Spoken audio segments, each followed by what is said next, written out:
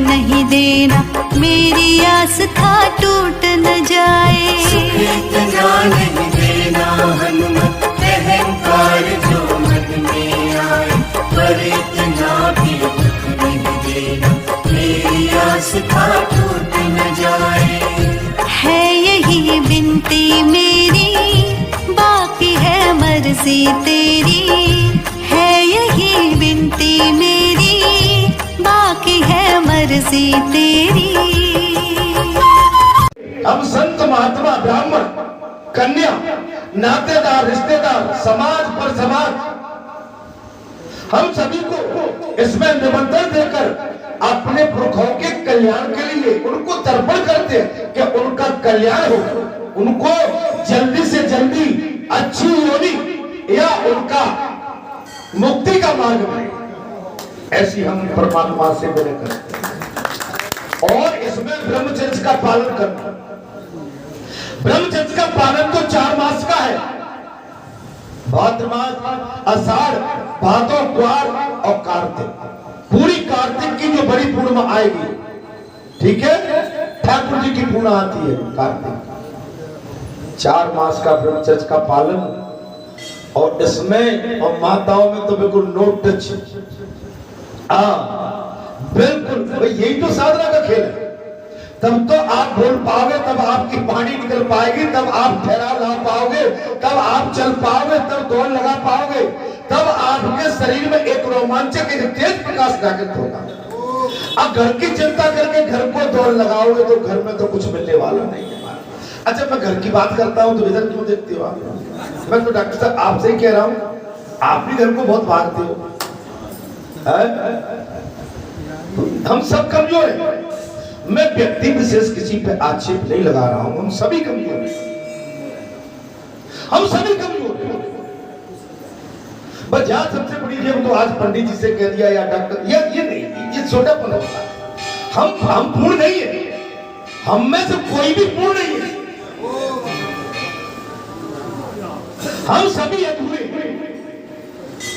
मेरी विनती है, हम दौड़ लगाते हैं घर के लिए। मैं आपको रोक रहा था परसों, आपने जिद मैंने रोक भी लिया, वो तो कुछ काम है, फिर भी कहीं काम आ गया ना, नहीं होगा, मैं मानता हूं।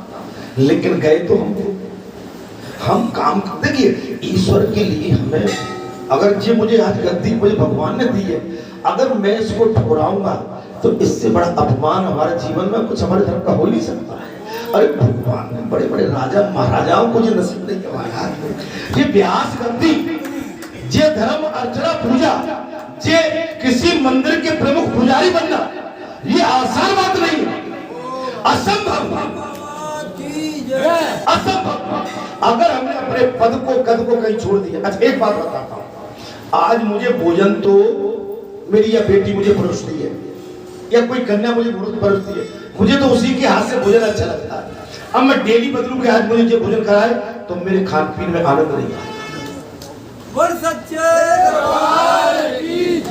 मैं क्या कह रहा हूं, मैं तो इस सारे में बहुत कुछ कह जाता हूं, और समझने वाले समझ जाते। जिसको जो काम दिया जाता है उसको अपने कर्तव्य का निर्वहन करना चाहिए।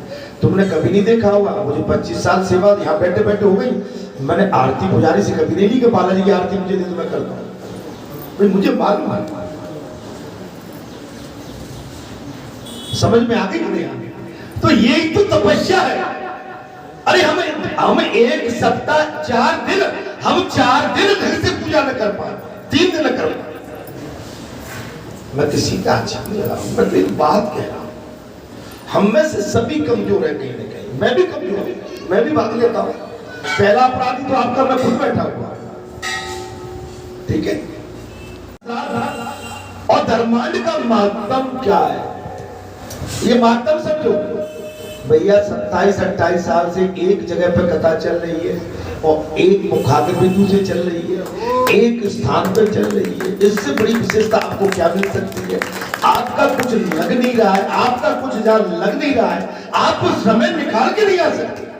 अरे ये शरीर छोड़ के जाना पड़ेगा। मैं कितना भी धन दौलत कितना भी कमा लूं, ये मेरे किसी काम का नहीं है। हाँ, सबसे बड़ी दौलत है भगवान भगवान की भक्ति, भगवान का भजन, सेवा, ये सबसे बड़ी दौलत। जब हम पैदा हुए जग हंसा हम रोए, कुछ ऐसी करनी कर चलो कि हम हंसे सब। मैंने कहा संसार में मैं बताता हूं महाराज, आप समझना कि घर में जो मेरी माता जानती है, घर तो माने छता तितली, उसका मधुमक्खी और वो और क्या कहते हैं, क्या काट लेता है, ततैया और बिच्छू। घर में जी मिलेगा, घर में आपको चैन नहीं है। आप कितने भी सावधान रहिए तो अभी डंक लगेगा। तो भाई ऐसे डंकों से बचो, भगवान ने बढ़िया स्थान दे दिया। अब डंक जबरदस्ती तुम्हें, भाई वो जहरीले डंक तुम्हें अच्छे लगते हैं तो लो टच करवाओ, मुझे कोई तकलीफ नहीं, आनंद लो। जब मूर्छित हो जाते हैं फिर लुटे पिटे से चेहरे को लेके फिर आ जा महाराज, क्यों जी महाराज, चेहरे पे चमक होना चाहिए महाराज। माने जब आप भक्ति में हो जाओ चेहरा चमकेगा, आंखों में आपके में ताकत होगी, वाणी में ताकत होगी, आपका रोम रोम इशारा कर रहा होगा कि नहीं मैं राम युक्त धर्म युक्त। ऐसा नहीं आपकी पढ़ाई में कोई मैं कमी नहीं छोड़ रहा हूं, आप में कोई कमी है, लेकिन मैं तो अंतिम सांस तक आपको पढ़ाता ही रहूंगा।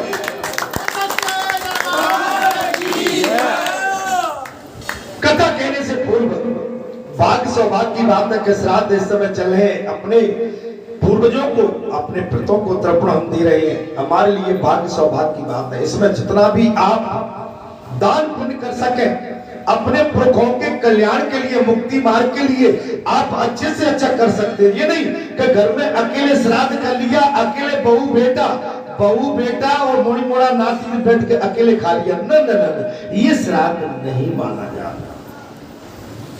आप क्षमा करना मुझको, ये श्राद्ध नहीं है। श्राद्ध का मतलब है कि परिवार नहीं हो, जब तक बहन बेटी नहीं हो, भांजा नहीं हो, ब्राह्मण नहीं हो, आपके अतिथि न हो, तब तक हम मान नहीं सकते। लेकिन आजकल तो परंपरा चल गई, कहा आज बाबा को है तो कौन ने बोला बला खा पी के ना, ये तो माने है ही नहीं। जब तक आपने कन्या, अपनी बहन बेटी, ब्राह्मण, गौ को छूता, जब तक चार चेर को आपने घर में बुला के अपने बर्तन जूठे नहीं कराए तो आपका श्राद्ध बेकार। आजकल परंपरा चल गई है महाराज, कोई किसी को श्राद्ध का पता ही नहीं पड़ता, किसका श्राद्ध कब निकल गया। हम बैठा में रहते थे महाराज, श्राद्ध होता था तो जो एक पहले बंदे, एक खाप होते, एक गोत्र के तो कहीं भी होता था, पूरे झरमा जाते, बहन बेटी आते थे, सब भूल गए।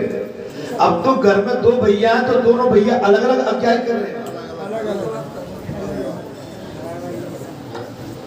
ये माने हम क्या क्या करने जा रहे हैं, हम कितना हम अभिमान में डूब गए हैं कि एक दूसरे को कुछ तक नहीं रहे।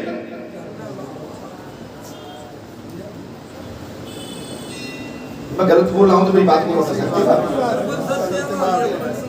श्राद्ध का मतलब होता है कि जब तक हम 5, 25, 100, 50 आपकी जो भी आस्था है, चलो कोई गरीब है तो कम से कम 2 ब्राह्मण, 2 कन्या, आपका भारत तो होगा, कम से कम बहन होगी, बेटी होगी, बोला कि उसको ऊपर का कहेंगे कि नहीं, आज मेरे खानदान की मेरा अंश बैठा है कि मेरा भानेज भी और मेरी नातनी भी है, कन्या भी है, ब्राह्मण भी बैठा है, गौ को भी खिलाया, उनकी आत्मा संतुष्ट होती है। और तुम उनकी कमाई पे मलक रहे हो ना, अकेले अकेले गप गप कर रहे हो, कहेंगे कि हम इसी के लिए थोड़ी छोड़ के आए कि तुम कन्या को, ब्राह्मण और गौतम को भूल गए।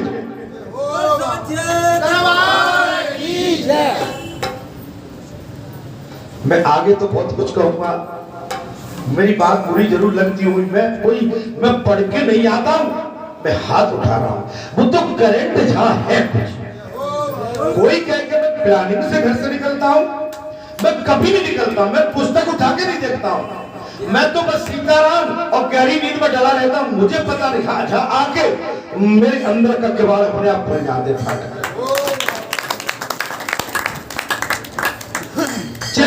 मैं बड़ देवताओं से अनुरोध कर, कथा तो मैं कहूंगा, बड़ देवताओं से अनुरोध करता हूँ, हे बड़ देवताओं, अपनी अमृतमय वाणी, मधुरमय वाणी के माध्यम से हम सभी श्रोताओं को ओतप्रोत करें और धर्मपरायण और धर्म का मार्ग हमको प्रसिद्ध करें और मार्गदर्शन करें। बोल बड़ देवताओं की। ओम श्री सरस्वती नमः। ओम गजाननं भूतगणाधिसेवितं कपिलजम्बो फलचारुभक्षणम् उमासुतं शोकविनाशकारकर्माणि विघ्नेश्वरपादपङ्कजम्। श्री राधे राधिमते नमः। ओम यं प्रभजन्तं मनरेतं कैकृत्यम् श्री राधे अनुग्रहीतातयाद्भावा पुत्रेत तन्मतया सर्वोपनिदुष्टं प्रभूतं हृदय मुर्मानतो अस्मि। ओम सर्वमङ्गलमाङ्गल्ये शिवे शिवासाधके शरण्ये त्र्यम्बके देवी नारायणी नमोऽस्तुते। ओम गुरुर्ब्रह्मा गुरुर्विष्णु गुरुर्देवो महेश्वर गुरु साक्षात् ब्रह्म तस्मै श्री गुरुवे नमः। ओम मनोजं मातुर्वीर्यं यतीन्द्रियां बुद्धिमतां वरिष्ठं वाताव्यं वानरयूतमुख्यं श्रीरामदूतं शरणं प्रपद्ये। श्री राधे गुरुचरण सरोजरनिलय मुकुर सुधारि वरणो रघुवर विमल जसु जोदायक फलचार। बोलो श्री सीताराम जी महाराज की जय, श्री तुलसीदास जी महाराज की जय, श्री हनुमान जी महाराज की जय। ओम गौरी शंकर भगवान जय हो, जय, श्री राधा कृष्ण भगवान की जय हो, श्री गुरुदेव भगवान की जय, श्री स्कंद महाप्राण की जय, श्रीमद् भागवत महाप्राण की जय, श्री सुखदेव जी महाराज की जय, श्री परिषद जी महाराज की जय, सब संतन की जय, सब भक्तन की जय। जय जय सीताराम, जय जय श्री राधे राधे पार्वती पते हर हर श्री भगवत रानी बंधु हे चंदावरी माता नारायण। जय श्री राधे नारायण नारायण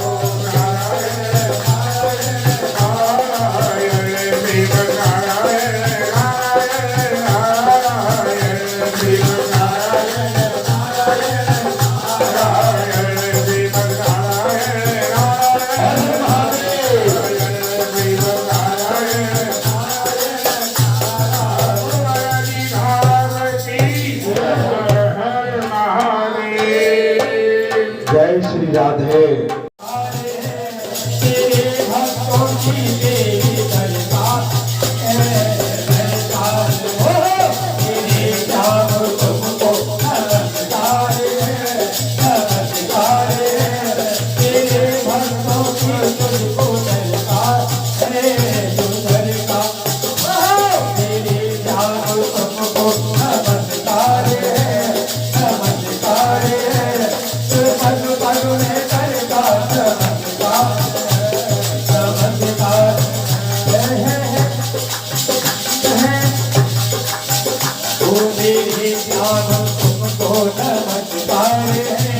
नमस्कार